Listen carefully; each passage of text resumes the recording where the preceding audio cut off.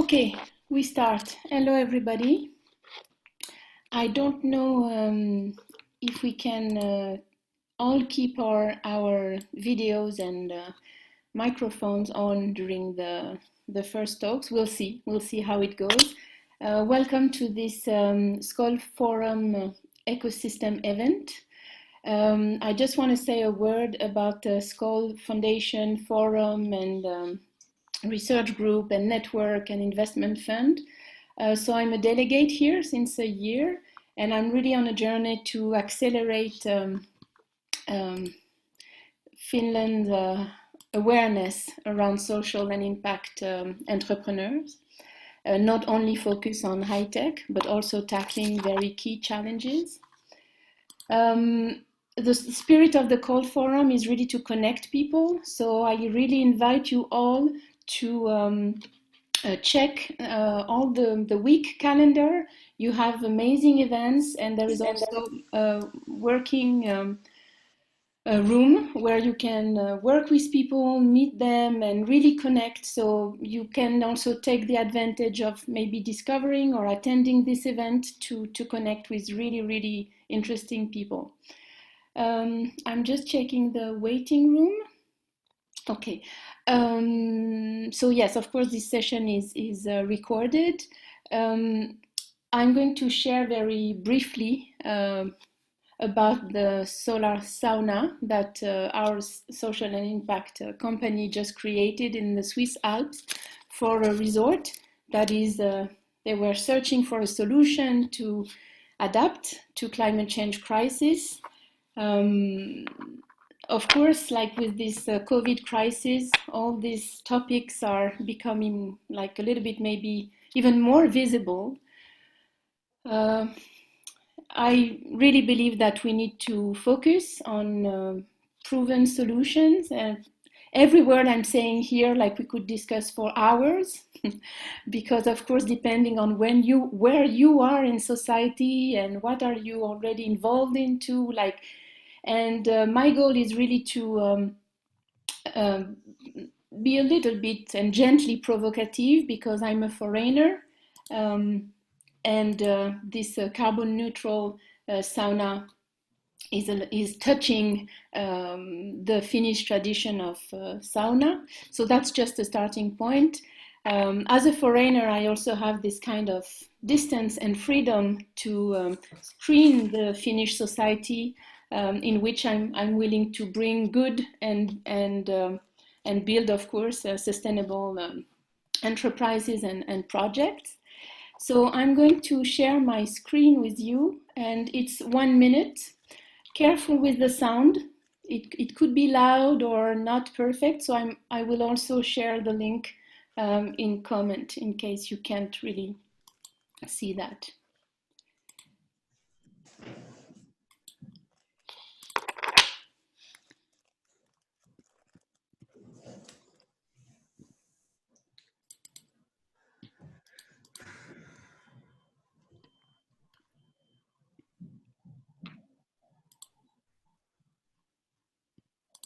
Just a second. So here is a link. Normally it should work here.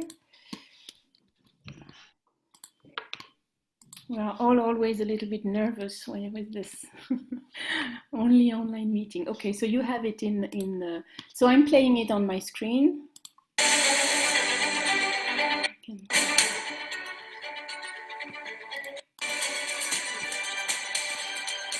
Sorry, here we are.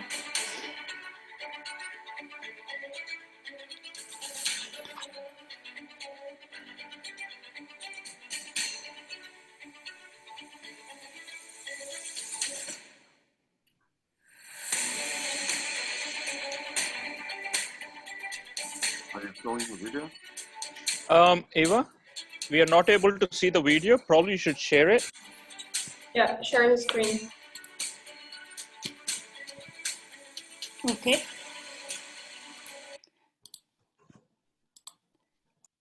Sorry. Can you see now? Yes. Okay.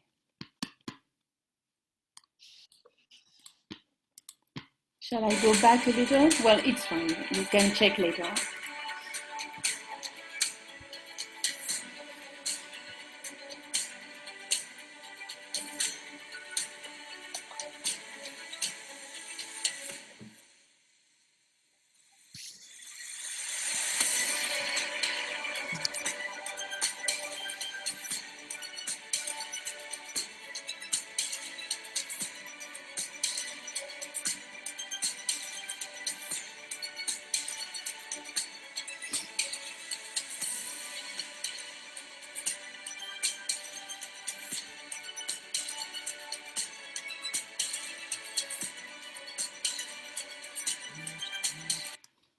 Okay.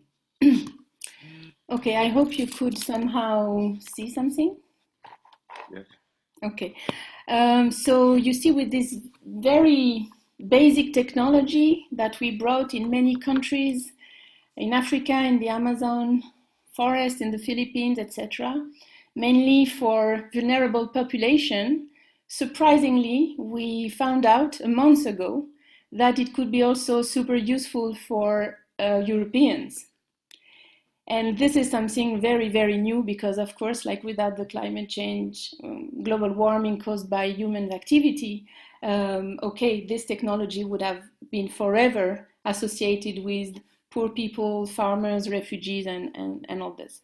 So we have this project going on, and also in North France, there is a baker baking 60 to 80 kgs of delicious organic bread using only this solar oven made with bathroom mirrors. So, and suddenly I'm very, focused on essential techniques. I love high tech, of course, but there are like millions of people who can't afford it, including in Europe, who are now also willing to allocate their funds very differently. So this is just a starting point to our discussions. I have invited 6 great person, and I'm so grateful that they all accepted, except one farmer who's too busy to anticipate and working on his greenhouse and hydroponic system, but he will listen to the podcast. A very successful farmer and entrepreneur. So Juha, are you here? Because I would like you to maybe start. Yes. So very briefly, Juha is my mentor at Tampere Business Mentor. So he's my mentor and is also a serial entrepreneur. And you're going to share about a few insights about what kind of new business model we need to be really sustainable, so to speak. Okay. Can you hear me? Yes. Good.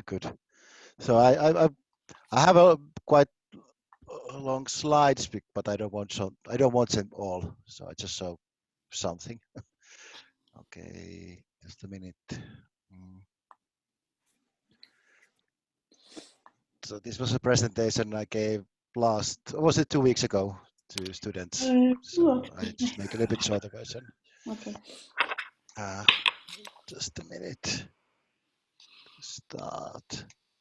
So here in this meeting, we have like people coming from very different backgrounds. We have serial investors, we have serial entrepreneurs, students, journalists. So it's very, very broad. Yeah. Okay, so I will kind of give lots of information. So I don't think that everything can be digested at the moment, but I try to be brief.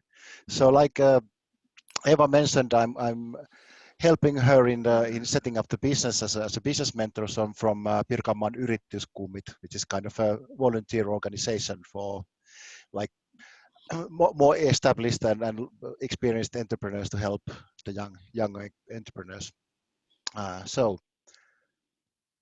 Coming from the, let's say, for sustainability, that is my kind of a long-term interest, and I've been always looking for it from business perspective. So I want to kind of highlight things what are important in the kind of getting the sustainability in the business model And one big thing is that you have to know your customers, and without that you can't really sell the sustainability. And selling the sustainability is a bit more challenging, I think, compared to other things even, unfortunately, since like Douglas Adams makes it quite clear, is that the best invisibility in the world is somebody else's problem. And I think quite many things in the sustainability is seen as somebody else's problem, so it's not in my backyard. So therefore, I don't have to do anything, or I can deny it. So another thing is as well that people, why this somebody else's problem is so difficult to understand, is that the long-term changes are very hard to detect. So people are not very good in detecting the changes. For example, in this picture, there is a typical Weight Watchers programmer issue. So in 10 years, everything that was lost from like 10 kilos from the weight is gained back throughout the years, gradually, without the person basically not knowing that something is happening. So it is, and this applies to the cultures and generations even. So one of my favorite topics is language and biodiversity, and it's been studied that in the things like in Iceland or island societies, it's about 300 years that our language and the culture adapts to the nature and the environment. For example, in Finland, there's an example that uh,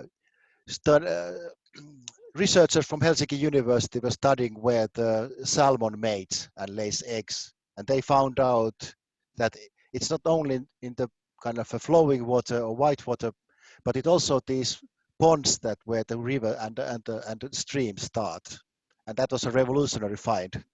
In Sami language, it's actually those ponds are called the salmon mating ponds. So it was a kind of a zero study, but it was done by Finnish persons, not Sami persons. So this explains that we don't know so much about our environment if we lose the culture and language as well.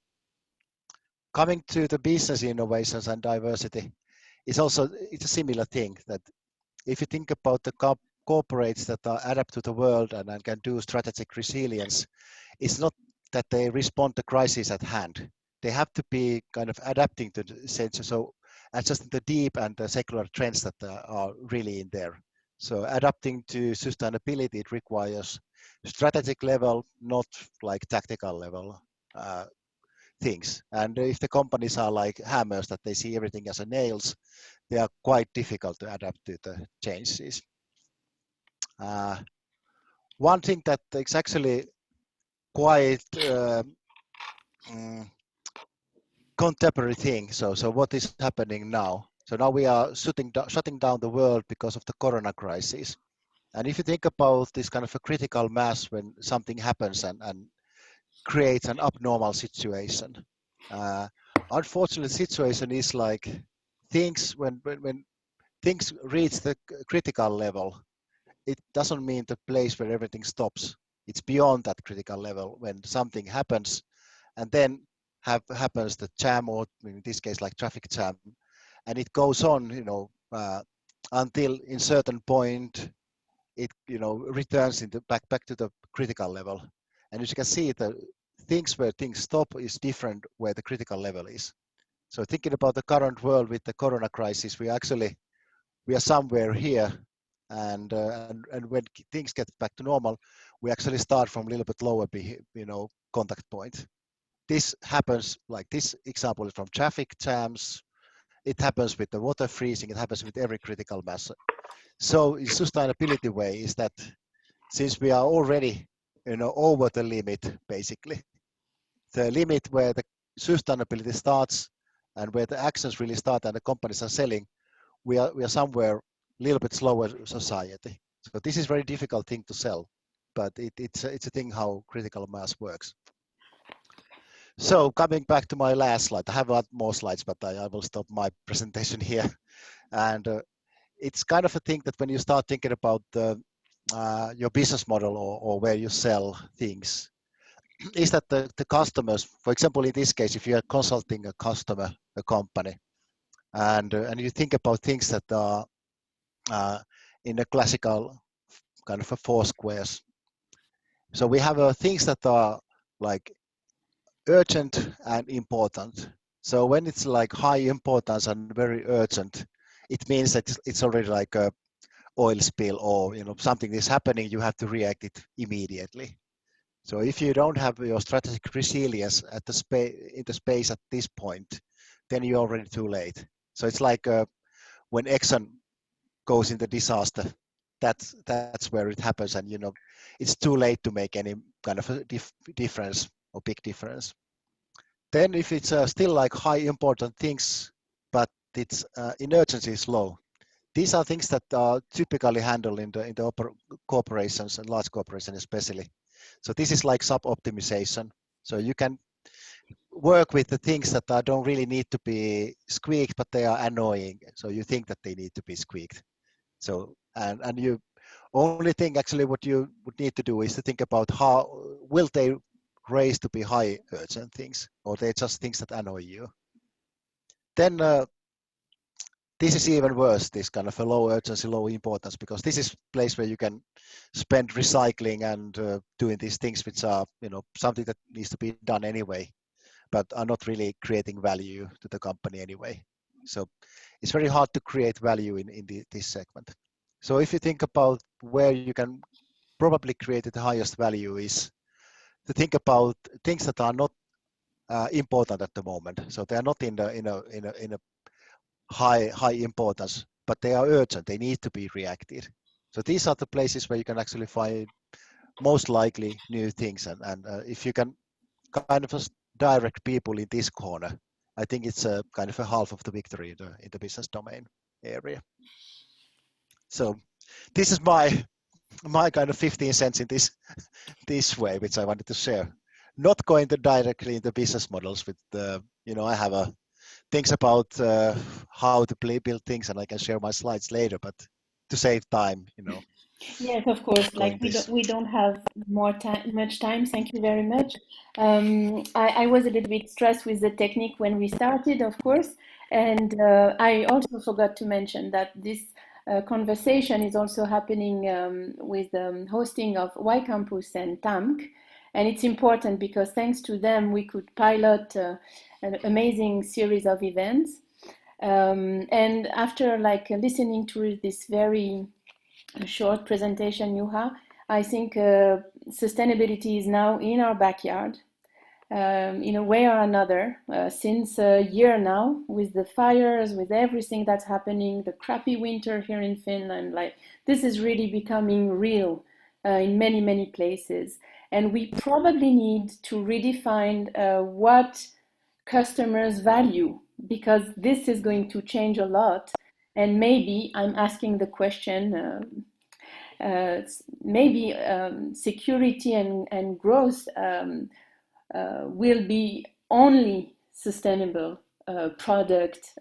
I mean, the new product or the new services will be only connected to sustainability, and sustainability will be growth. Otherwise, we're entering potentially into the collapse thing, which is that can be maybe discussed. I would like Sampsa, if you could kindly continue, because you are a transformative entrepreneur. I love the name of this. Can you elaborate and explain a little bit, because there is an important difference between what's sustainable, which is fixing an ongoing existing system, and transformative could be maybe more focus on regeneration, but maybe you can explain that and what you're doing.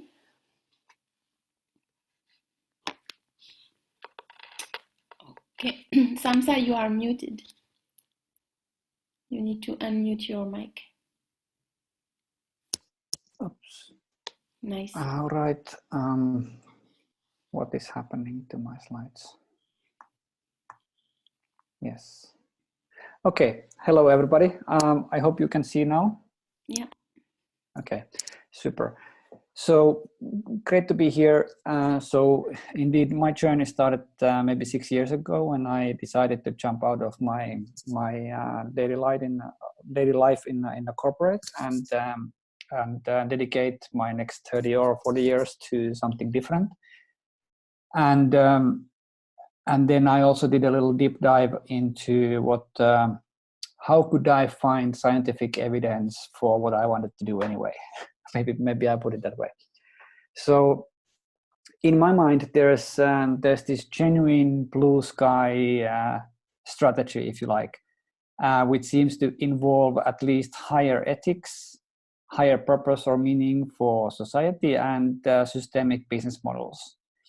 And with that, what I mean is that when we perceive law as a minimum viable morale, and then suddenly we realize that a lot of companies sort of rally around the minimum requirements of the law, but there's a lot of sort of space above that minimum line.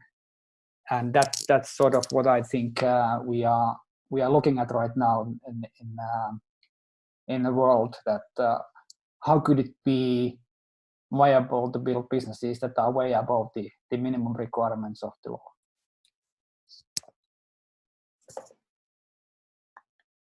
And then if we think of that, so what I found out when I started to do this deep dive, there are these two quotations from my study and research. I think both actually are from two different investors who perceive entrepreneurship as a sort of way to change the society, as a way of protesting or being an activist. And there's also this call for new value base, new rules, meaning that even if you wanted to do very well and be a good citizen as a corporate, in the competitive side, there are some difficulties there because your competition is likely to break the rules anyway, which creates sort of unfair situation in the market. But this is my simple spiral of how I see this larger game. So entrepreneurship is a sort of non-linear pathfinding process, if you like, towards a goal yet to be defined. Of course, we know from history that there has been both utopistic and political agendas on what the world should look like, and then these have been implemented over time. But at the moment, we don't seem to have a well enough articulated goal towards which businesses could go for. And maybe that's one reason why investments are sort of kind of, I don't know, there's still hesitation on what to bet with the larger investments. And that has to do with the new rules as well, how, for example, externalities should be dealt with. So that's basically the framework I use personally. So then if we go into three topics briefly. So one is the mindset, and this is a definition from an academic paper on, and the highlighted words are the addition compared to traditional definition of entrepreneurship from years ago. So the additions here are that when we look at transformational entrepreneurship, the distinctions are that it's virtue-based organizations, higher purpose, and holistic perspective. So this sort of defines what we mean when we talk about transformational entrepreneurship. And then when we look at the investment side, so there would be this intention and awareness that this business I'm about to invest on will have some holistic goals instead of purely economic return of investment. Of course, social bonds fit in this definition very well, but that's not all of it. So then I have two more things to say. So here's a taxonomy that I promised to show and discuss briefly. So in my work, I started to look at that. Okay, what type of companies I then personally would like to work on and commit my time for next 30 years that would have chances of making the world a better place. And then if we rule out the abusive businesses that are knowingly exploiting things and doing harm and even hiding it sometimes, and then if we look at these normative businesses that sort of operate by the law, fulfill the minimum requirements of the law, but don't do much extra, and that didn't seem anymore enough to me either. And then I started to look at impact economy, which in the academic terms means businesses looking at within the boundaries of one industry.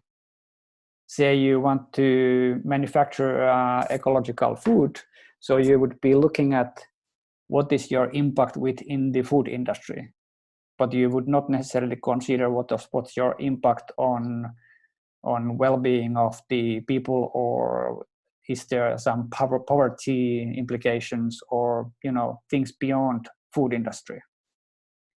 And that's why I ended up digging deeper into the theme that I call transformative economy, where we look holistically in the society. Excuse me, Sampsa, but what do the letters stand for? And I will come to that in a moment. Sorry. No worries. So then within the transformative economics, there are these fields of social and sustainable entrepreneurship. And then transformative entrepreneurship means that when we have a match between the good we cause in the world and the money we make, when these two are tied together, then it's perfectly fine to do as scalable businesses as we can, because each deal we do builds something good in the world. So in the economic scale, below the line, we have the non-profits. In the middle category, we have the SME type of non-scalable businesses. And then on the top line, we have the scalable businesses. So that's basically the taxonomy of 12 different boxes. So now the question about the letters. So I also interviewed 9 persons in my study as part of sort of trying to understand that what these entrepreneurs are looking at, what drives them. And I tried to find people who already identified themselves as some sort of transformational impact entrepreneurs. So the blue colors here means the way they operate today, and the gray colors are the way they used to operate like 5 or 10 years ago before they started their journey. So these arrows represent how these people changed over time as they had their individual journey from realization of the need for the change versus then starting businesses that operate with a different logic. And of course, people then have different preferences on whether they want to do non-profits or profits and so forth. Okay. But that's basically how these 9 persons evolved as part of their personal journeys. And that takes me to last point, which is exactly these entrepreneurs' journeys. So out of these interviews, I started to do qualitative analysis and seek that, okay, is there something we could learn from the journey these 9 entrepreneurs have had? And there are some common elements indeed. So one is initial frustration with the system. Whether you come from NGO and get frustrated with the NGO world, or governments or entrepreneurs, there are people from all kind of backgrounds and having some frustration with the sort of work life that they were involved with. And then there comes the self-realization that actually I can use some of my expertise to do things better. And then that seems to trigger some sort of seeking process for what's my purpose, what's my meaning, what is my personal holistic perspective, what is the viewpoint that I could take in this problem that is somehow broader than what I used to think. And the interesting thing is that as a sort of very mechanistic thinking process, the caring relationships comes out of that. I mean, even if you are not initially a people person, everybody would end up realizing that, okay, by the way, we actually need to care about each other's because we are building up a holistic system. We try to change things in a holistic scale, and that means that we need to care for each other because otherwise it's not going to work out. Okay, great. And then out of that process comes a new business ethic. And then I realized that there are at least two paths people have been taking. One is that improving the society, taking a more active role in how the society should evolve, or then subscribing to what I call entrepreneurial revolution, meaning that setting up some form of transformative businesses. And I believe that's pretty much it. Yeah. So Eva. Yeah, thank you. Thank you very much. And it's very surprising to me that Finland is, I'm sorry, but for once behind in the field of transformative entrepreneurship, because you already have in your culture a lot of amazing values. And so that's why I'm also very confident that hopefully this shift and transition and like acceleration of transformative, sustainable projects and maybe a slightly new vision for the country could really work here. Because, for example, in France or Italy, that are my cultures, you know, like the common good is something like a little bit far from our daily organization, you know, at the society level. But thank you very much. It's really great, and I'm looking forward to learn more. I was thinking when you were mentioning like the minimum viable law, I've learned a lot from Kati. Are you here, Kati? And Paul? Are you around? Yes. Yes. So Kati is an architect. We met at a workshop with the Finn Partnership. And with her company, they are doing an amazing job with natural building. And you can share with us a little bit about how the construction field could be more sustainable, if not transformative. Thank you. Paul, are you here also? Yes, I'm here. Good. So I'm joining here into discussion with you with my partner, Paul Lynch.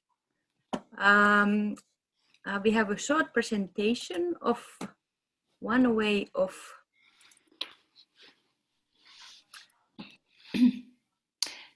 doing construction. I'm sorry, Kati. Venkata is going to share right after you. So we really need to stick to 10 minutes. 10 minutes. Yes. Let me put the timer so I'm. Otherwise, I will nicely remind you. Cut us off. Yeah, you can. We have only a few slides, so it should be fine. Yeah. Thank you. Are you all seeing it now? Yeah. Good. So we come from Paul from a company called Natural Building Company. We started to work towards healthier building or healthy building about 10 years ago. And one big driving force was question, first of all, why construction is done in the way it's done today, and is there more sustainable and natural option for it?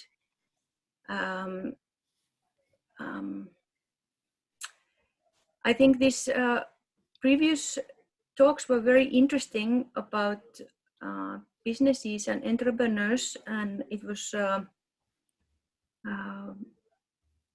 actually very good information all for us to hear in a transformation of our company now, aiming to get this way of thinking and building into the mainstream. What we mainly started to work with was restoration. So we have builders and designers joined together. And through restoration, we noticed things which were long-lasting, which were working, where building in whole, we talk about building physics, was done in a correct way. And then we worked with the new buildings also and restorations and faced a lot of problems and started to analyze that what is actually done wrong here. And we don't want to do these mistakes again.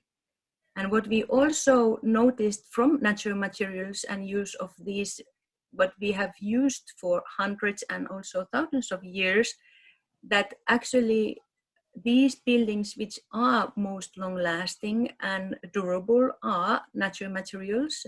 And why don't we use them in innovating way in a modern building world and use our technology and way of thinking, engineering and architecture together to create something which will fulfill the need of new building.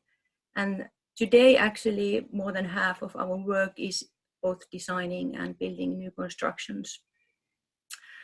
I will show you shortly also Eco Cocoon. It's a one innovation. It's a wood construction system with straw insulation and then natural plasters, which is a very much growing business side of ours. Sorry. So how are we building today?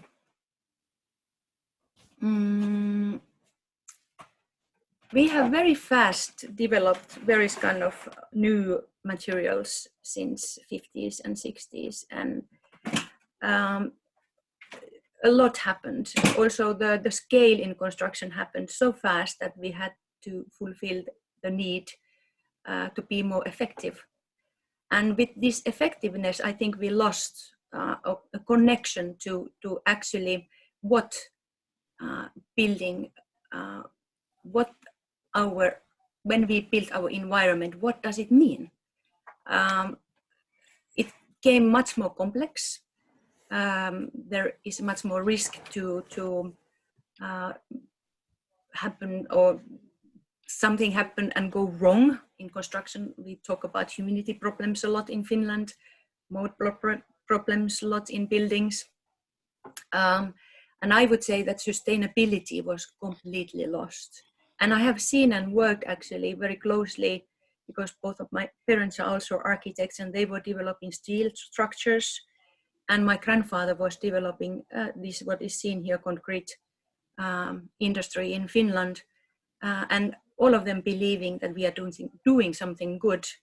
But I think what was missing from both of these previous generations was that we take under consideration that what is the effect, what is the larger context of materials used, chemicals used, and how we build in a larger scale. Do you want to add something to that, Paul? Carry on. You're doing good. So the fact today is that concrete, which is after water most used material in the world, is first of all a CO2, I would say, monster, causing a lot of trouble. And in construction, generally, it's about 40% of the energy consumption we are using only through the construction. So our impact is huge if we can do a change. It's overtaking. There's so much concrete in the world today that it's actually overtaking the biodiversity. We have the trees, the CO2 emissions that are coming from trees. And that is becoming scary when you have more concrete than trees soon. Yeah. And what is now there is a lot of pressure now towards wood construction, which is good, but at the same time, we cannot use and harvest our forests for construction if we start to think about the scale. That would be needed. That would be needed if we start to replace concrete even in a smaller scale, or partly. So in that sense, straw is very tempting. It's a waste product from agriculture. It actually in a chemical consistency consists exactly the stem. It consists exactly the same ingredients than wood. And we have it plenty. We have plenty of it. For example, from Finland, this straw, which is plucked back to the ground yearly, can be built. All the construction what in Finland is done. And in Asia, they burn it because they want to get rid of the straw, causing a huge CO2 waste, of course, by burning it. So there's a possibility actually laying around which we can use. And this is one example that we are talking about wood construction here. It's an eco-cocoon element system developed in Lithuania. A factory is there still. It's 100% natural product. There is no chemicals in it. It's completely load-bearing, very easy to use, and very quick and clean. So we actually can do exactly the same construction as we do now with concrete with this one, but much better quality, and of course environmentally friendly. Key here also is that this system could easily be adapted to those who are not willing to open their minds to a new way of doing things. Because the elements that are built with these are actually, everything is the same as a concrete element, except it's with natural materials. Yes. So so the adaptation to work with, let's say, NCC or UIT or anybody would be just teaching them using a different element. And this should be made easy. This is the key, to make it very easy for others to use. I understand, and I would like to go through the end of this presentation before we... Yes. But just to add that this is CO2 neutral or negative actually, and very energy efficient. So we achieved the goals of set to the construction world today with this structure. This is just an example of how it's done with it, with us in Inco, and interior with clay. With clay, yes. So very shortly, one example of sustainable. Can you share again? Can you share again the slide of the example? Okay, and what's inside? It's clay. It's clay. Okay. Clay. Okay. Yeah. So this is a complete natural house, and where is it? 100% in Inco. Beautiful. Inco. Yeah. That's really it's the idea is that all the materials are 100%, and going back to Sampsa's presentation there, the key now is with this transformative economy is yes, there are partners out there, there are companies out there doing this. How do we now click the bigger construction companies is our goal. How do we now get them involved? And that's where we're aiming. We want to go mainstream with this. There is the possibility to build 4-story, 6-story, 8-story buildings with this, schools, everything. Yes, I'm sure, and I saw Kati's longer presentation the other day, and it's really impressive. Yeah. Maybe the discussion after these moments will bring new ideas. So Venkata is our, thank you very much, Kati and Paul. Venkata is our next guest, and you, of course, when you mentioned the massive use of concrete, I thought, okay, how could we be less demanding, less greedy in this kind of moment where we are. Are you here, Venkata? Yes, I am. Okay, Hi. Great. And so you created InnoFrugal a few years ago here in Finland. Can you share about what led you to plant that seed of frugality in the Finnish landscape? and you are now bringing together many interesting and creative people. Yep. So yeah, go on. Are you seeing the screen? We were? Probably now. Yes. So this was obviously, I think for all of us, especially in the impact space, everything is personal. So this is very personal in a way that when so 2011, I started helping Finnish businesses in India.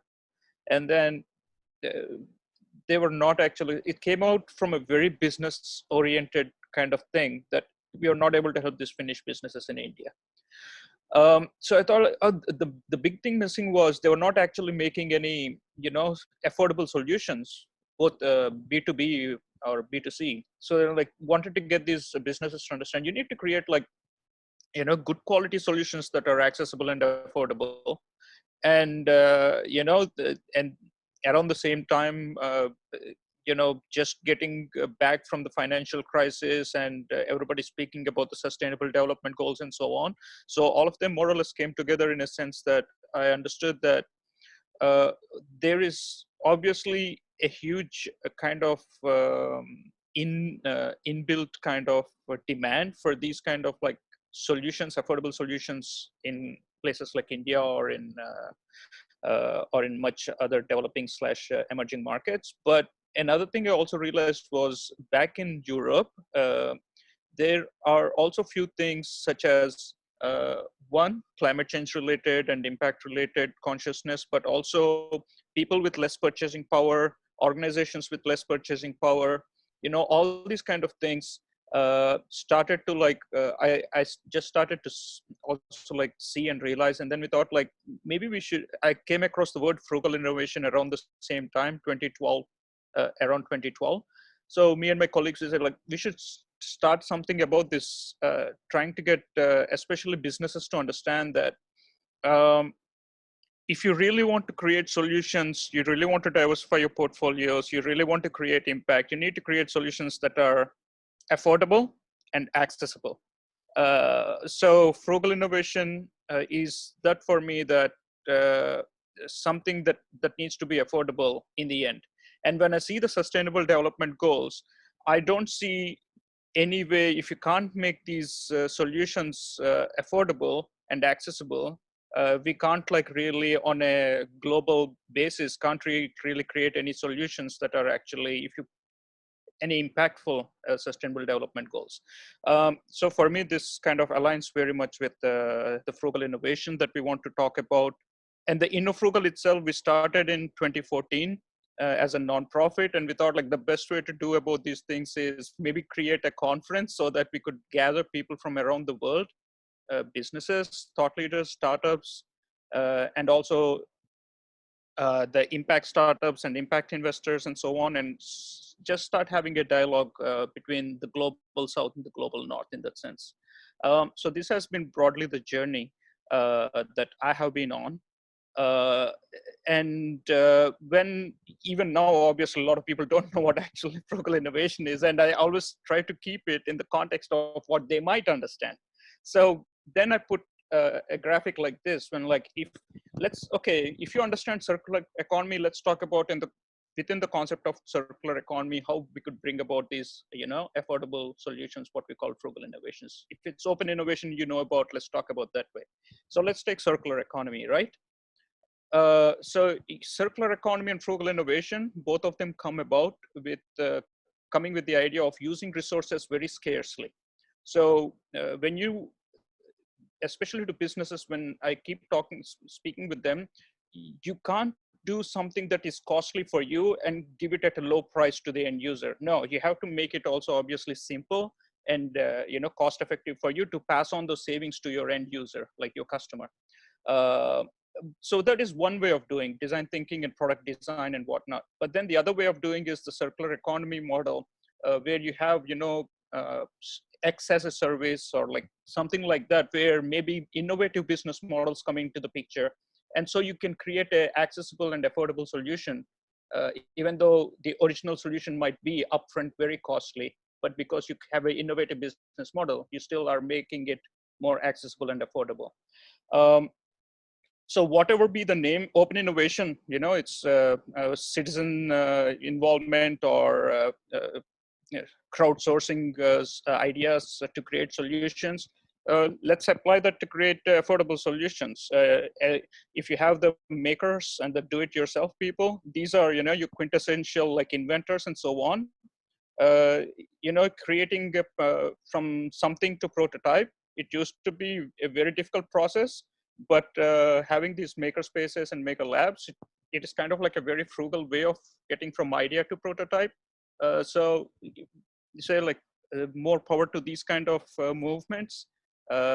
It's the same with if you want to put it in the context of inclusive innovation or social entrepreneurship. So we try to talk in a way that, okay, if you're pursuing this under this particular way of doing it, let's go and do it. But ultimately what we want to promote is how can we make this solution accessible? How can we make this solution sustainable and affordable? So this is the whole goal. And for me, frugal innovation is a way of getting to that. But for example, if you come in and if you don't want to use the word frugal innovation, this is perfectly fine with me. All I want you to do as a business is create this affordable solution. So this is the whole idea, and this is the concept, and this is what we promote. So this is for me. Yeah. That's great. Thank you. Thank you. It's very important because as I said at the beginning, there are like many realities under these words of sustainabilities, and we are defining an ethics, and it's so important also to be able to have these dialogues without these fights, oh, he's a transformative, or I'm a social entrepreneur, or he's a frugal, and oh. So this is very nice because I can see also that all the social entrepreneurs are really also in a personal journey, to really work on this let go and really cooperate at a deeper and deeper level. And here again, Finland can show a way because cooperation here is not a fake world. Okay, thank you very much, Venkata. I know you are Thank you very in a much, Eva, hurry. for giving me the opportunity. Thank you. Thanks a lot. And okay, so have a good meeting right after. Okay, so Venkata mentioned the sustainable development goals that are more and more at the core of new business models. And this is also shaking the investment tradition a lot because not all the investors are ready to hear that. Even among impact investors, like the use of SDGs and how things are implemented and the growth and all this, there is like a new culture. It's happening, but you can have really massive differences between a country and another, or an investor and another. But these SDGs are leading me to Jari, and Jari Alaruona, who's co-creator of Oxygen 2050 with Sampsa, I think. You are both co-creator. Jari, are you around? Well, I see you in the room. But yeah, I'm here. I'm not sure how the microphone. Okay, great. Thank you very much for joining us. You are also an entrepreneur. And last time we met at Aalto, you shared briefly about international aid and your a little bit provocative view around Finland's position with the international aid. And if you could kindly share a little bit about that, because you know that sector well. Yeah, well, I'm maybe 10 minutes, so let me put some timer and try to get to the point.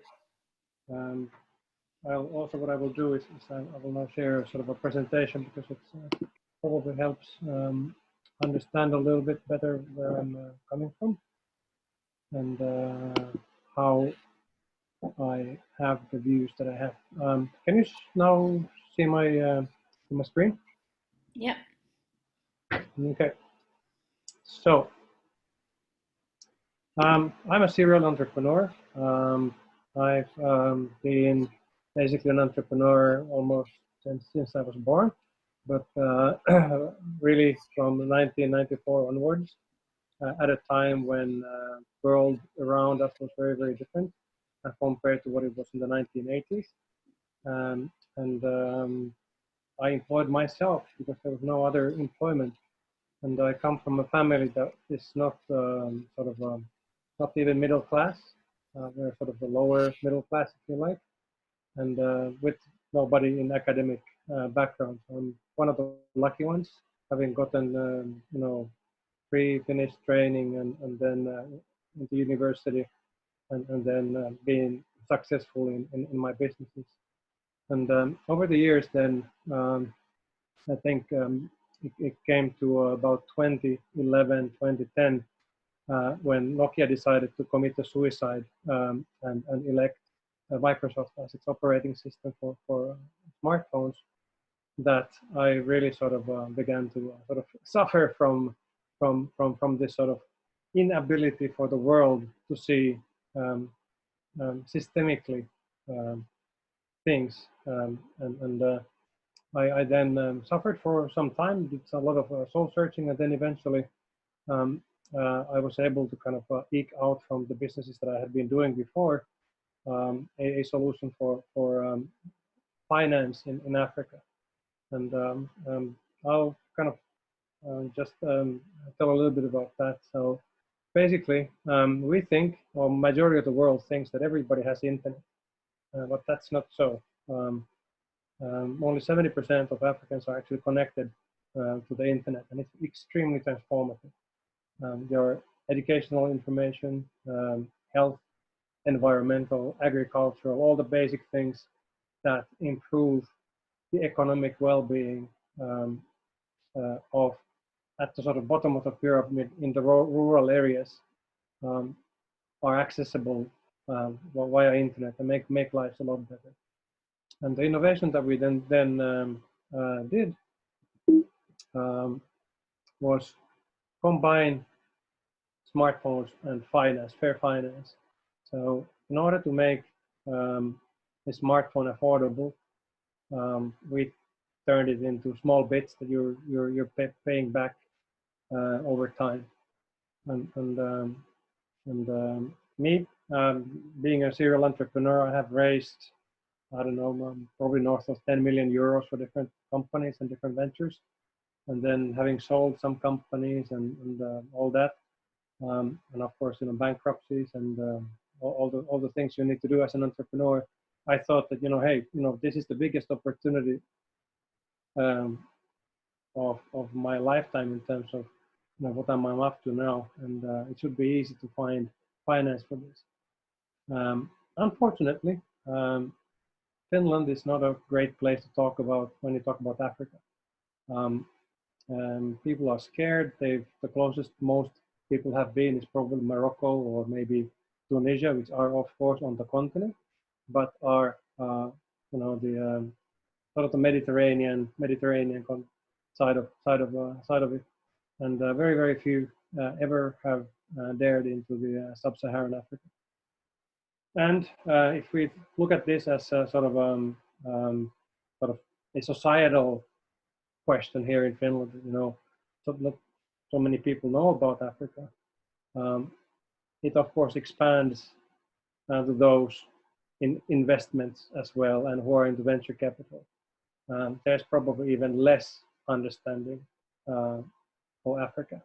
Although the business model is great. I mean, smartphones, combine that with finance, it's a very good business. And all the advice that I've been getting is you should focus on Europe, you should focus on Finland. But you know what, I don't want to. And the reason for that is that there's no real positive impact on the society and people's well-being if we turn smartphones into small payment bits over here. So it doesn't really connect. So then things evolved, and I came in contact with Sampsa in 2018, and was kind of planning to host a side event around slush that would be kind of like the anti-slush, and Oxygen was then born when I went to one of the meetings that Sampsa's Transformative Entrepreneurship Facebook group had, and then Oxygen was basically born, and we invite all investors, all impact entrepreneurs on board to basically change the world and make it a better place. And we believe that it starts within yourself. And that's sort of now trying to sort of, in the end of the presentation, try to tie this into the sustainable development goals and then doing business with it and investing in finance. So I think how people see this today, impact investing in general, is that it's either so that it's only impact or only profit. That you can't be in the middle. That, you know, either the impact is suffering or the profit is suffering. And we think more holistically that when we put in harmony what you really want to achieve as an entrepreneur and what do you want to manifest in the world, the change you want to see through your business, and the progress you will make on the society and the planet while making profit. But that's the right way of approaching building companies of the future. And the big problem is that financing this transformation is extremely difficult. This is very sort of complex slide that I borrow from my friends at 3B Impact in Denmark and UK. But if we look at investing today, we have the traditional investors. They primarily look for finance, and as said, they obey the law, minimum viable law. And then on the right-hand side, we have the philanthropic charities. Well, as for Finland and Africa, they don't really exist. Then in the middle, there's a sort of a growing so-called impact investing scene, which again, unfortunately, here in Finland, we're lacking behind. And it doesn't seem to me, unfortunately, that it would be changing anytime soon, at least especially for companies that are targeting the emerging markets and especially sub-Saharan Africa. So therefore, I think in order for us to sort of have a sustainable development and sort of bring what we have here and also kind of bring about the best innovative local solutions in Africa and other emerging markets, we actually need to rethink how we finance and how do we finance these businesses. And what I'm now kind of working on as a sort of multiple different projects, but one of them is how can we create fair community funding?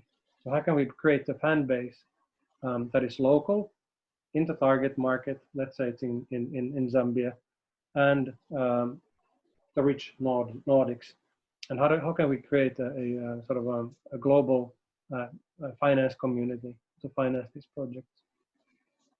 And as a result, one of the interesting things that has come up is that we're trying to now establish an investment cooperative with the diaspora, African diaspora here in Finland, that would then basically assess together with, say, for example, serial entrepreneurs like myself, the investment opportunities, and then we would do a local and Nordic governance structure in these investments, and then hopefully the value that we create is then shared not only into the cooperative in Finland, but actually the locals would earn their sort of basic income in that way as well. So it's kind of like a societal basic income type of thinking. But I think in general, how we need to sort of look at it in Finland is that we're primarily focused on education. We're focused on women's empowerment. Those are the two really big themes in the Finnish, that's my timer, Finnish sort of a development aid scene. And it's outdated, I think. And we need to come up with community-based finance in order for companies like mine and there's a group of others to basically get the funding they need in order to do what they need to do to make the world a better place. Okay, that's great. Thank you very much, Jari. I'm a little bit more positive than you, but I'm not a Finn. Don't take it bad. But I think that everything that's happening now could really shake Finland a lot. But everything you said, I can share 200%. We've been through the same journey with Lytefire, with an amazing project, and we never found investors in Finland. We found all of them outside Finland. We've been working in Silicon Valley with major foundation, and you knock at doors here, and people are just saying, you know, Interesting. yeah, interesting. Call me when, later, or even though we were working, make a lot of money.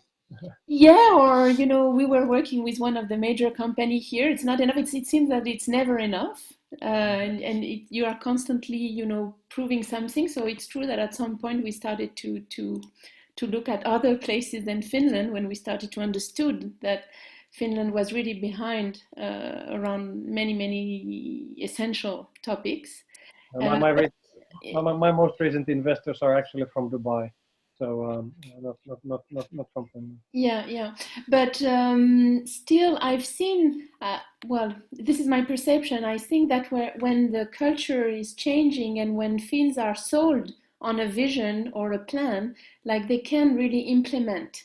For example, if we take the city of I think it's the name, like up north in Finland, the mayor and the team there, like the president just visited them just before the restrictions, early March, and they transitioned their city to a fully sustainable city, and that's the first one in Finland. It's a small city, but still, it's a very important first thing happening here. And the lady running this is very connected with South America, and this is really mind-blowing. But you were mentioning the anti-slush reaction, so the creation of Oxygen 2050, and we've been working in San Francisco a lot with our partners, and we were invited there in residency and all this. So I've discovered, because I'm a self-taught entrepreneur, and I've discovered that culture, all that mythology and the excitement and the Steve Jobs thing and everybody. And I found it so poor, because then it's a new monoculture and everybody has the same pitch and everybody is using the same word. So of course, there are very interesting things and great people there, but it's killing people's creativity, in my opinion. And I'm coming now to Adriana. We met last year at Alto, and we started a discussion with Adriana, and this is of course ongoing with other participants. Like, how can we make everything we are discussing here truly desirable, and make people feel that this is good for them, not because we believe we have the solution to everything. I think this is completely wrong. It's a jigsaw. We all have, to cooperate at different level. So Adriana, are you here? Yes, here. Okay, so you're coming from Bolivia, and you worked with Colombia. Colombia. I'm sorry. And you worked for 6 years with different TED events. You're a storyteller, and could you share with us briefly your ideas about all this? Sure. Thank you, Eva, for having me. I'm going to share my screen. Okay. So I come to storytelling as a designer. So this means that I see storytelling as a tool. And then I come to storytelling from a social impact and social innovation perspective. And then, therefore, I see storytelling as a tool for change, right? So social storytelling for me is a tool for change because it enables us to connect at a deeper level and allows us to imagine different futures. Right? Now, when I arrived to Finland, there was a story. I arrived to Finland a year and a half ago. And at that time, the story that was circling around was that Finland was the happiest country in the world. And I asked myself, like, what does that mean? Like, I come from a very tropical country where happiness is something very extroverted and, you know, like vibrant and energetic and warm. And I have arrived to a country that was like clean and quiet and organized and safe. And the contrast felt great. I felt it. I felt happy, but I sort of my intuition told me that that feeling of happiness that I was feeling from that safety was not the story of happiness that was being told, you know, in the media. And so I read what that meant, and what it meant was that this was the happiest country in the world based on a following criteria that meant like GDP per capita, social support, life expectancy, freedom to make life choices, generosity, and corruption levels. And that, of course, made a lot of sense. And it's a very interesting story of Finland, or to the Finland that I arrived. But it's also one of the stories of Finland, you know. So as I see it, this was a top-down storytelling, you know. It's a story of indicators and of successful policies that it's a little bit difficult to relate to in a personal level. So I felt like I was missing the stories of day-to-day Finns, sharing how these indicators make them feel on a personal level. And of course, I think that the story of Finland as the happiest country of the world is a result of a collective work of Finnish people that have highly valued equality, access, and trust. And like that's like the simple way that I have been able to explain to people back home what being in Finland and understanding those indicators means. And so I kept on circling this question, and I still felt a disconnect between that indicator and the people that I saw daily. So I questioned myself, like what does freedom to make life choices mean to the lady that works in my neighborhood's kiosk? Or what does that mean to the kid that maybe is walking through the park, you know, to arrive to school, a first generation Finnish from an immigrant family? Like, how do they feel low corruption level impact them? Like, how are they interpreting those indicators? So the vision that I have, it's like, what if the story of Finland's happiness was told from the bottom up, you know? And then I went back to thinking. Something that really struck me when I arrived here was seeing Finns in nature, and seeing that they respect it and value it, and I have learned to value it as well and to be very appreciative of it. So I wonder, but all of these spaces were very silent spaces. So I wondered, like, as a designer, I am thinking of things in a project base, and I thought, like, what if we could start a conversations in nature sort of project that could people sharing stories, their stories in nature, be translated into people connecting more with other people, with other Finns, and then could maybe that connection that they have with nature and that could be translated to people, could that be translated into new visions of Finland? And so ultimately, what I think it's that storytelling in Finland should look more like a conversation, you know, like going back to where I began. If storytelling is a tool for change, because it enables us to connect at a deeper level and allows us to imagine different futures, then the deeper we connect to the more human and natural futures we can imagine. And so, after hearing all of the presentations that you have previously shared, I feel that I am coming from a very emotional perspective, of course, because the storytelling it's a tool to create empathy, and I feel that it is very aligned, because, you know, like I am seeing things, or I am hearing stories from business permeating into society, maybe, and into how people are behaving. And maybe the reasons why investors are not necessarily going to invest in these sustainable ideas, it's because it's not permeating from the inside out, you know, like it feels still a little bit away. And so how might we reconnect personally so that eventually these changes that are being thought in a level of transformational entrepreneurship or in frugality innovation become a new way of communicating and a new way of conversating around or discussing around how we imagine the world, because next, like what's the guarantee that next year Finland is going to be the 4th happiest country in the world? Like, is it sustainable? Are those indicators going to be sustainable if we don't connect to them at a personal level?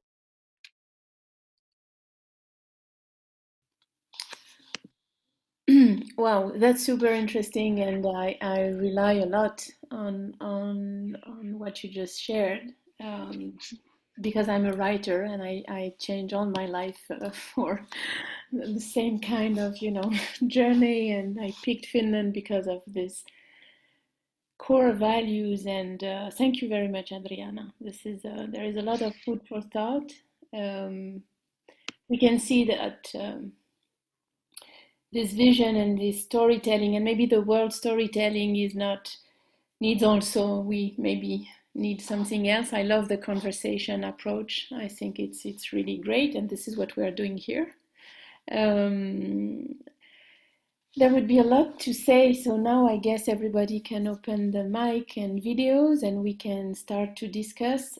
Katja is working on developing countries, and she started slowly a discussion in the chat box, and a few values of Finnish culture were highlighted by participants. So I'm telling you briefly. So there is trust, transparency, that are the core of the Finnish culture, solidarity, honesty, persistency, equality, and humility. And it's beautiful because, you know, you have this Kalevala mythology, which is a little bit for a Mediterranean, just as if you had the Iliad or Odyssey written 1 century ago. So it's still like very close, I think, to the Finnish culture somehow, and everybody's searching for this sampo thing. My kids invented a machine to find the sampo because they can't understand why nobody can find this. And maybe this was like the social impact entrepreneurship seems impossible, you know, like this sampo that, okay, you know, it's not even there, but it brings abundance and security. And maybe now we can start to find this. Sorry if the metaphor is not like the most powerful you've heard, but that's what I have in mind. Okay, so do you have questions? The audience, like, please feel free or speak. Yeah, I mean, I think the storytelling part and the conversations is super important. And actually, we in general, I think this is absolutely the best time to change the viewpoints and tell sort of inspirational stories of change and make it really personal, because society has stopped.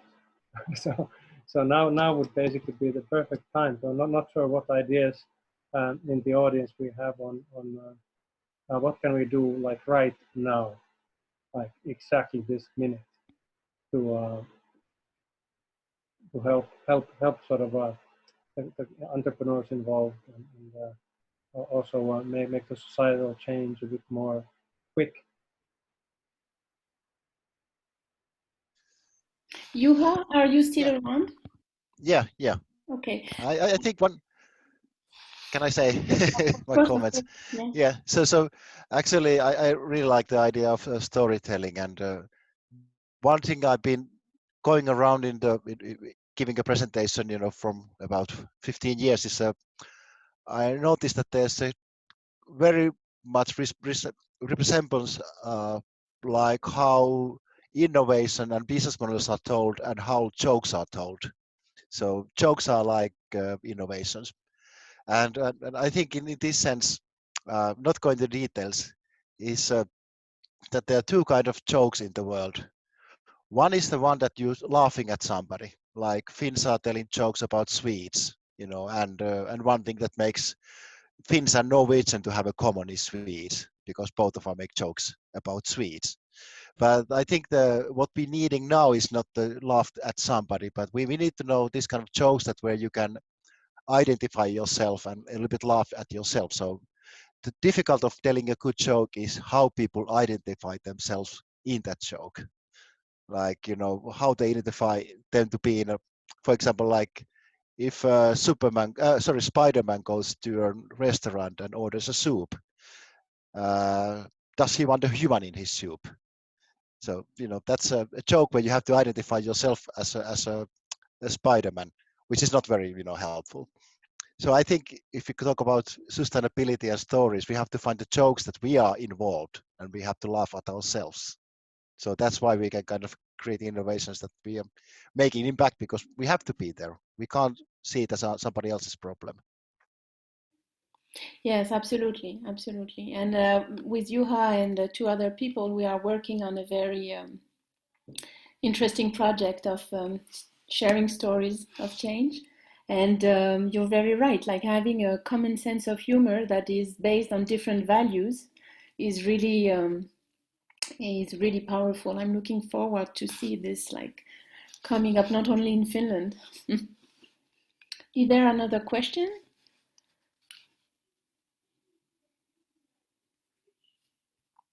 I know Juho, if you are still here, you had maybe wanted to share something. Hello, you're talking to me? Yes, I am. Yes, great. Okay. Yeah, I have a short video. It's a project which we discussed at the recent hackathon. It's the Hack the Crisis Finland. And Eva also contributed, and also I think Jari was there giving some comments, and maybe some of you others too. So how do I share the screen? Here it is. Okay.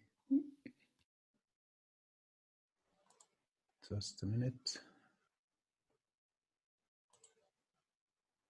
Okay, while you are sharing your screen, just a short word for those who arrived maybe a little bit late.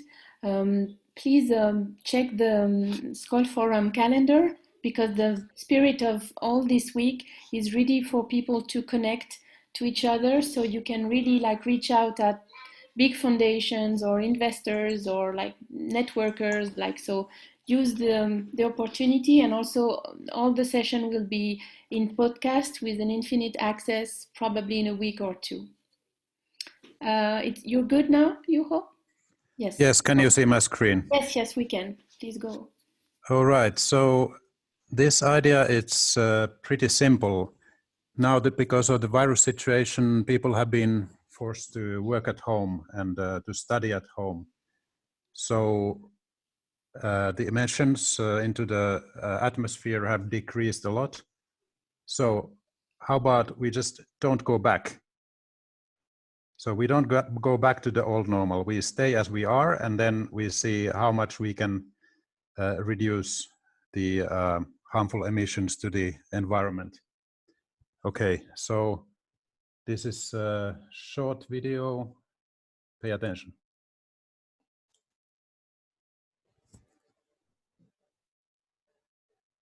No, I guess no sound coming there, so let's see.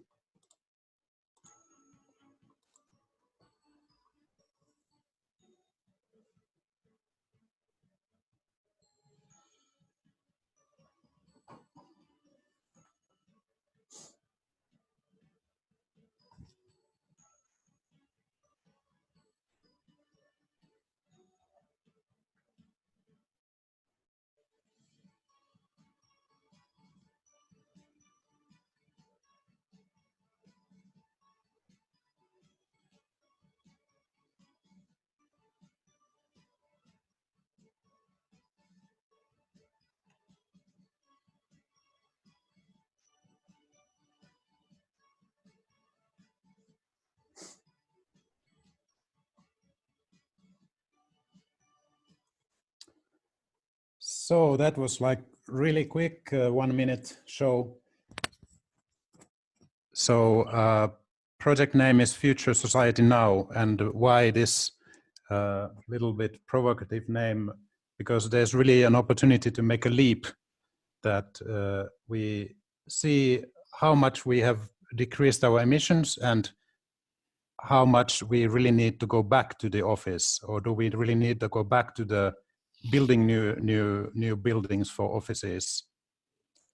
And not only work, also other aspects of life that could be remote, rather than you having to take your body to a certain geographical location and then come back in the evening.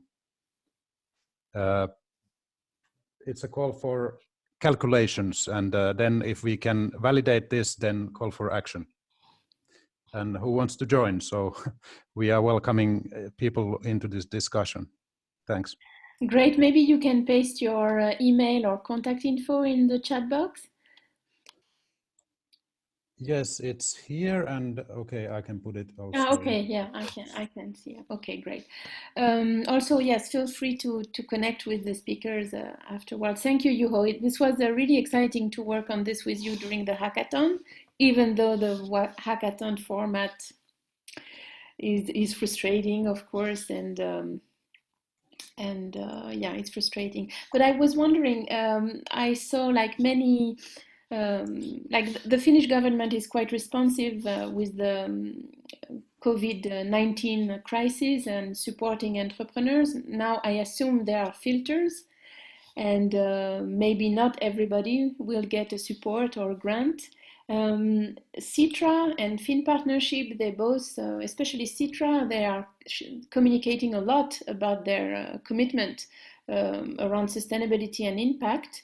Is there like a specific grant or support decided to the few social impact entrepreneurs in Finland? Are you aware of it, or should we suggest that? Because, for example, this project, but I'm sure there are like many others, like this project, Future Society Now, is really meant and tailored for a post-COVID-19 world or Finnish society. So maybe it cannot fit, with the current criterias of supporting entrepreneur. Maybe this and other can fall again in the category of not enough profitable in the next 6 months. So come back, Yeah, this is not exactly something that is rejuvenating the businesses or helping the economy directly. It's more, it could be profitable, and it has to be profitable for businesses to do remote things. So I'm not aware of funds available for this kind of thing. I'd really like to hear some suggestions.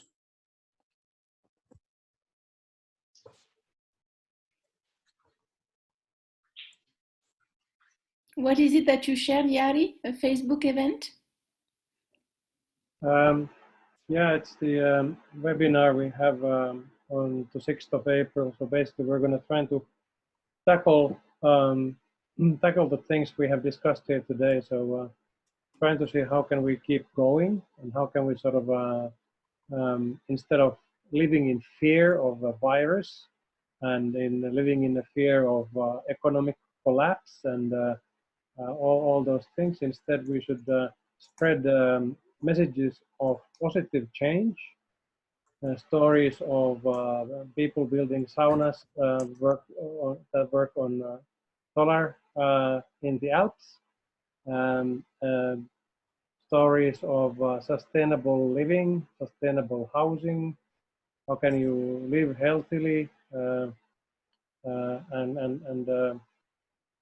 that's kind of like the get together of where we will have some special speakers join us, and hopefully we will also there kind of try to cook up some further activities on how to, for example, take societal projects from the Hack the Crisis event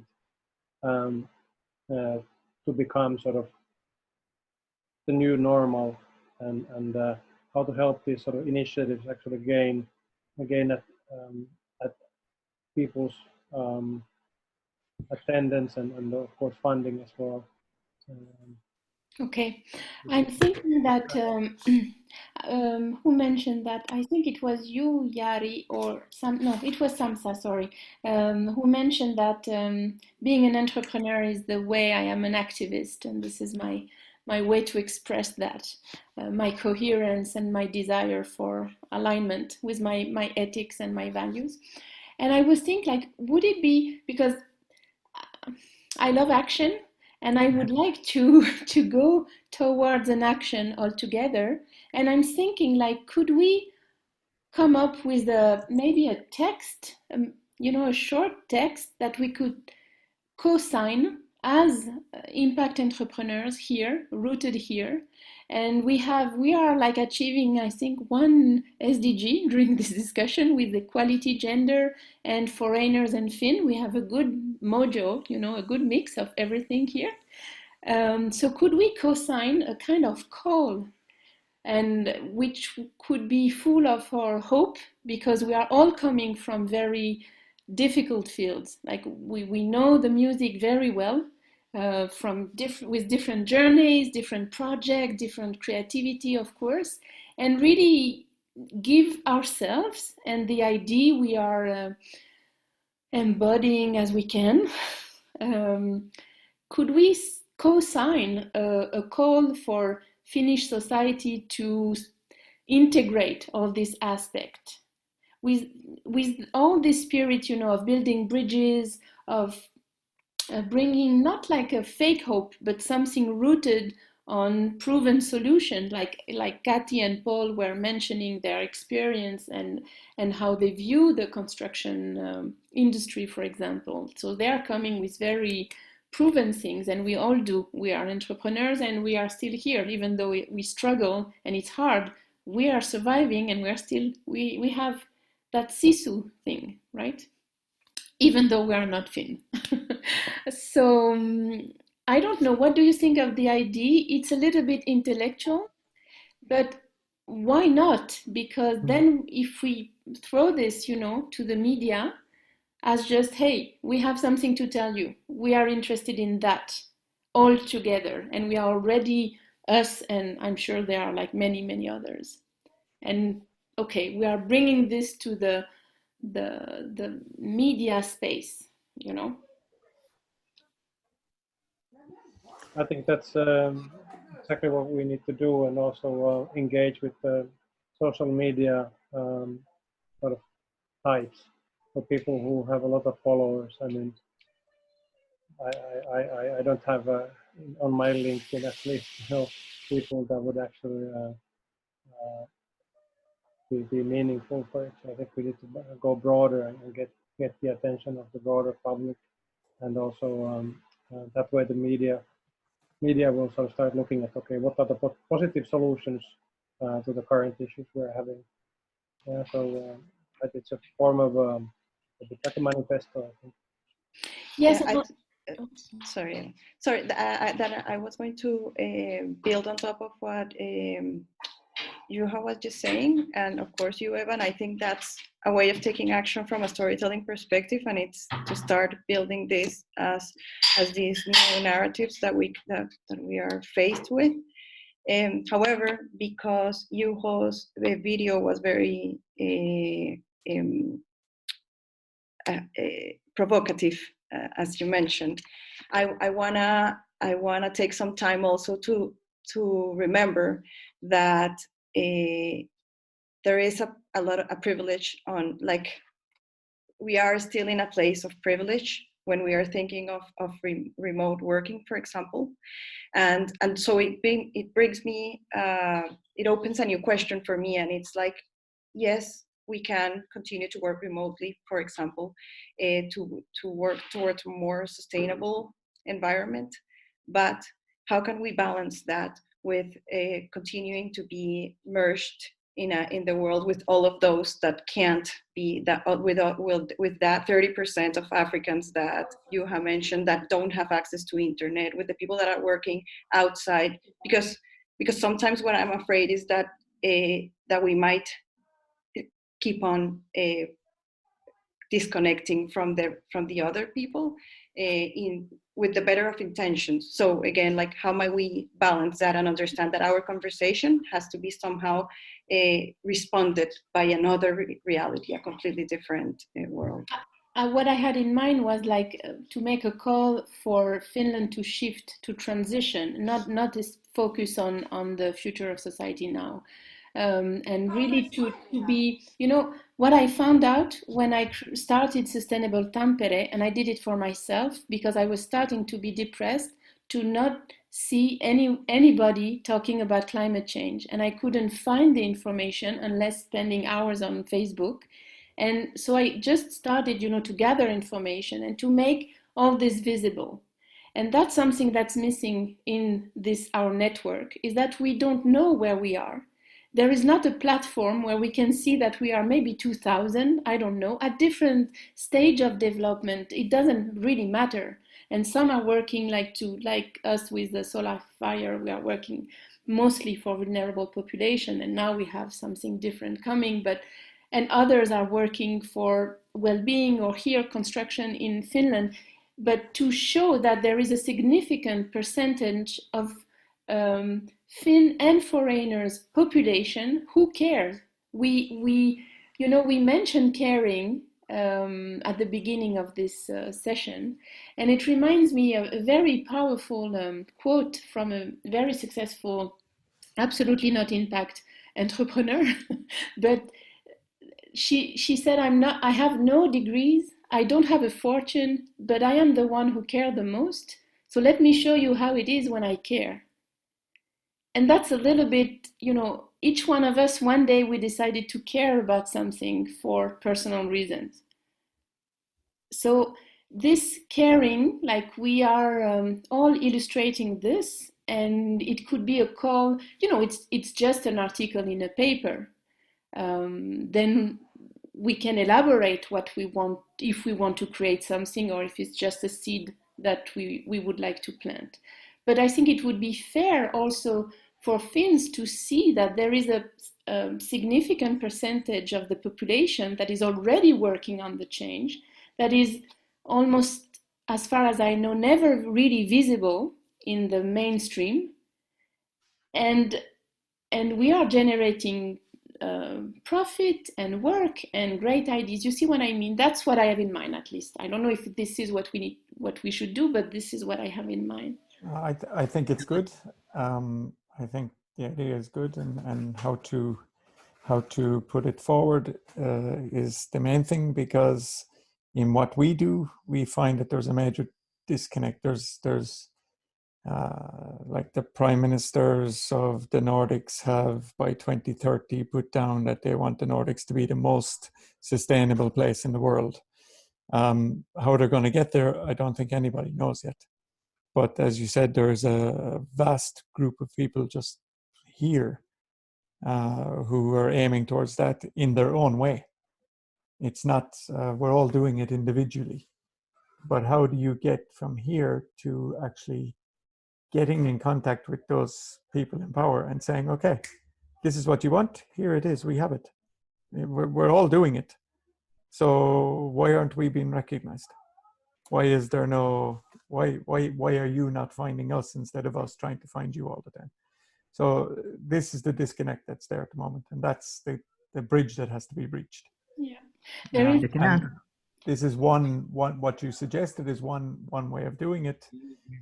And otherwise it's actually keeping groups like this going where you have a lot of people with a lot of different ideas who actually, I've heard 3 or 4 things that would benefit us that we've been looking to do. We've been sitting with investors, and it's all about money. It's all about how to do your pitch so that you can get really recognized quickly, but it's not coming from the heart. It's how can I, and now it's greenwashing. Yeah. The investors are looking for something that gives them a sustainable outlook, that they feel good about investing in. But actually finding the investor who has the heart to say, yes, I'm going to go for this because this is real. This is something I have the money. It doesn't really matter if I lose a couple of 100,000 here or there, but I'm going to go for this and build it. Let's do it. That's all what we found in our crowdfunding event, by the way, that there's a research done in the University of Aalto on people who invest on Investor, and actually projects that have sustainable development goals or an impact are statistically more well financed. I mean, they're more successful campaigns. And then also very interesting is that already 60% of the people who invest in Investor consider actually impact and sustainability as one of the key reasons when they pick a certain target, a company to support. So I think we have sort of a big group of people who are buying ethically when they go to shop, and a growing number of people who support entrepreneurship, like in this video call. But we're not meeting. We're not meeting one another, and we don't have a platform where this takes place. So that's why we're trying to also put up this Oxygen network as a place where angel investors can meet impact entrepreneurs and entrepreneurs like ourselves. But what we're missing there is the big public. So we don't have the people who care. We don't have the mom from next door. We have, that's what we find with Kati as well. We have a lot of people who have the will or the eagerness to be involved in this, but they're a little bit lost on where to find the information to do so. And that is the mom or the neighbor next door, or the person who is bad health from building materials or living in certain buildings. So I agree. This is. I would love to talk to you more about this afterwards, about where we could go with this. But I do, Eva. Your suggestion is yeah. We would definitely be in. I think with Kati. Yeah. Okay, that's great. That's great. Yeah. And I think since we are all, or most of us, entrepreneurs, we don't have much time. So, or we are, then we are running. Important things need time. Yeah. We really need to focus, on delivering with that energy. I think, of like what has been shared today, or what we are going. And it would be really great if everybody who can, who's attending today, could attend next week the Oxygen event about a caring economy, because I think new ideas and brainstorming and very deep things are going to be shared there as well. And otherwise we can start to, but I'm sure we know how to do this, like to make it happen no matter what, and find an hour here and there and come up with something. So if you want, I can maybe write a few notes about the main thing that I have in mind as a pure starting point and brainstorming thing. If it leads us nowhere, totally fine. If it leads us to a collective call, I call it a call because we do this a lot in France. I don't know here in Finland, but in France very often you have maybe more academic people doing this, writing to people to say, hey, we have a problem, or there is something we don't see, but it's there right in the middle of the table. So, I can't remember in France anything coming from entrepreneurs, but okay. So maybe it could a little bit shake somehow Finnish mentality, government. I don't know. I know, well, I have a good connection with a journalist at Yle. So, why not? Yeah. And I know the chief editor for Kauppalehti, but when to get these people interested is that we actually need to have a mass. So if 20 people like on this call, or even the whole Oxygen network of 200 entrepreneurs sign something, all right, maybe that's something, but we kind of still need like the the almost like a lighthouse. Who is somebody who's willing to put his or her neck out and say, hey, I'm in for these people. I think these guys should be heard. I'm sure that once we have the powerful text, if we have something, I'm sure that many will sign. I'm betting. Okay. We take the bet. I'm putting my neck here. I think one thing that a little bit think about this provocative video is that let's not go back to what things were before, but one thing that is actually happening, even this meeting is happening, is digital leap that Finns were not forced to make. We have the best technology. Well, the last digital leap was a cellular phone, the mobile phone that we had to take. Other than that, there's not big leaps. For example, I have lots of friends, even myself, that have ordered a food from a shop never before, and it's been here around 20 years. So I think, one thing that is happening here is a digital leap, and Finns are forced to do it in a large scale, not only us. So I think that would be one kind of a positive way of saying that we are not going back to the normal, because now we have learned how to use these tools. For example, I take an example of this.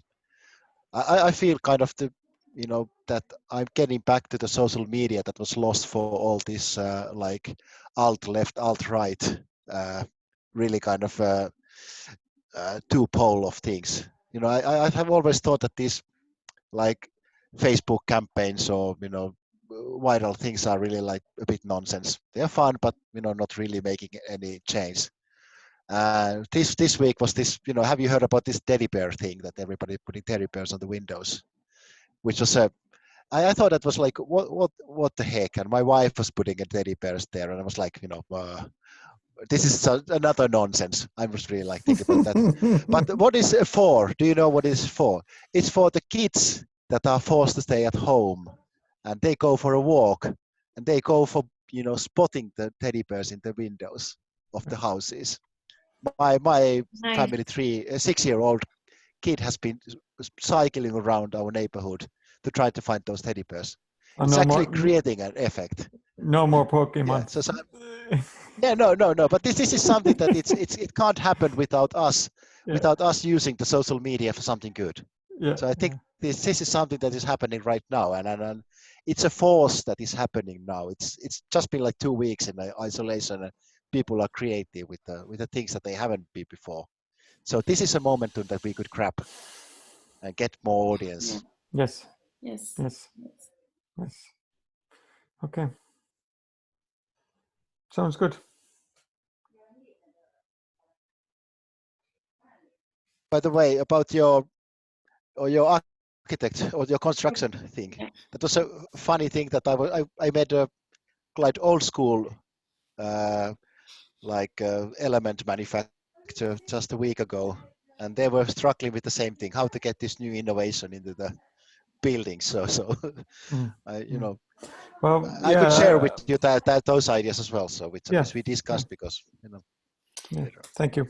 So I have added my email if you want to connect, and we work on a shared doc. And between now and next week with the Oxygen event, I will be in the audience, of course, of Oxygen, and I'm eager to learn new things and listen to inspirational people. And maybe after that, the conversation, as Adriana mentioned, the conversation, keeping it alive in a way. Maybe in 10 days, 2 weeks from now, we can come up with a nice, bold text to be shared with other entrepreneurs, and then we bring it to the media and we'll see. And we could say that if we don't have anything, then okay, we would have the pleasure to chat a bit together, and okay. It's a suggestion. Yes. Are there other questions? I'm sorry, Qureshi, that your mic is not working. You said you would write something, but I can't see anything. You are in Pakistan at the moment doing. I am. Here he is. It does finally. Yes.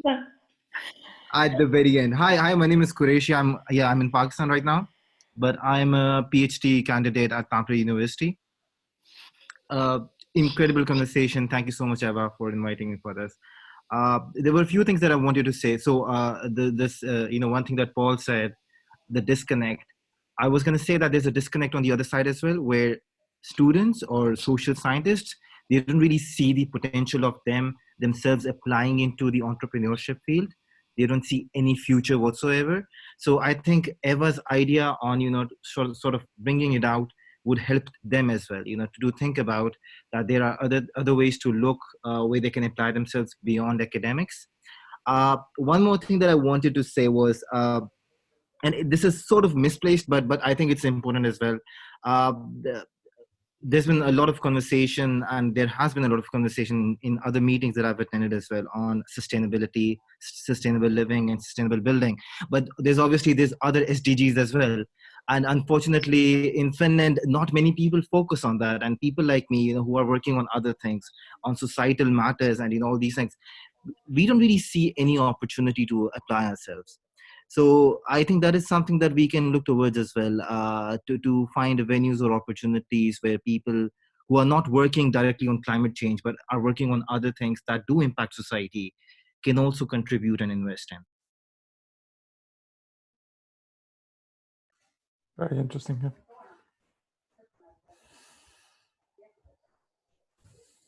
Yeah, there's actually another study that we're aware of, and it shows that in the Nordics, it's education, health, clean tech, pretty much that dominate the impact space in terms of companies' interests. And, exactly.